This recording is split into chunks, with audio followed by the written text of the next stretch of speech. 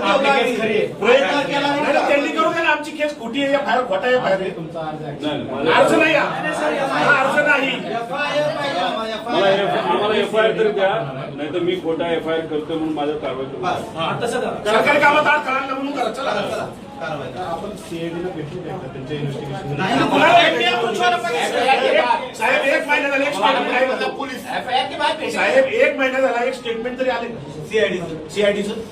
बरं आम्हाला सांगा, सीआयडी बरोबर तुम्हाला माहित नसेल कोणाला बोलवलं सीआयडी नाही. त्याचा रोहित सिंग अमेरिकेत जाऊन आला, तो दिल्लीत येऊन बसला, सीआयडी त्याला अजून नाही बोलवलं. व्हीके सिंग जो मालक आहे त्याला अजूनपर्यंत बोलवलं नाही. त्याच्याजवळ मेंटेनन्स करणारा महाराष्ट्रात बसणारा जो त्यांचा माणूस आहे त्यालाही अजून बोलवलं नाही. सीसीटीव्ही बद्दल फक्त इथले गोळा केले त्यांनी आम्हाला कळालं.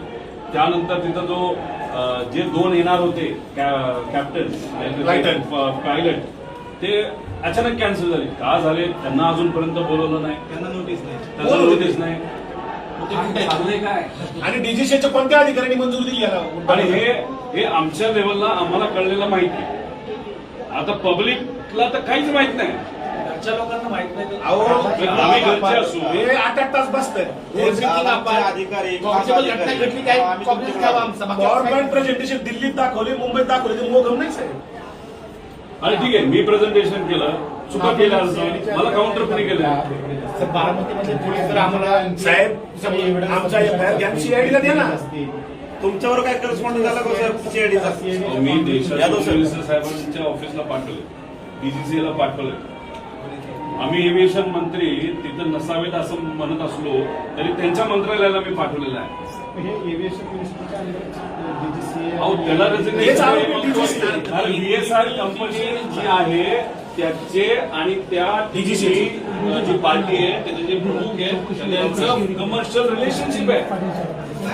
मग म्हणून VSR ला वाचवत आहे.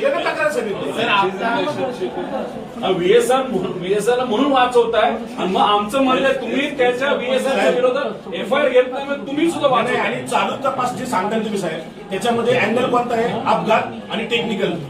क्रिमिनल चौकशी कोण करत? 5 लोकांच्या मृत्यूची आमची झाली, आमच्यावर मृत्यू, बाकी आमचं काहीच म्हणणं नाही. सिंपल एकदम 5 लोक मयत झाले एका ऍक्सिडेंट मध्ये. आमची ऍक्सिडेंटची एफआयआर टाकतो आणि आमची एफआयआर तपासामध्ये काही येऊ दे पुढे. नाही तर सीआयडीला वर्ग करा.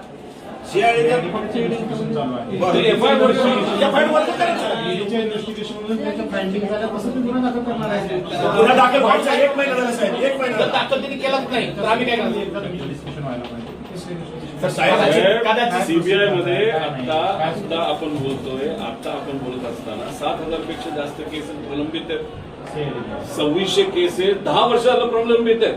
दादाला न्याय दिला 10 वर्ष थांबू का? आणि इतकंच. अशा आणखी महत्त्वाच्या बातम्या पाहण्यासाठी आमच्यासोबत जोडलेले रहा. आमचा व्हिडिओ लाईक, शेअर आणि चॅनल सबस्क्राईब करायला विसरू नका. धन्यवाद.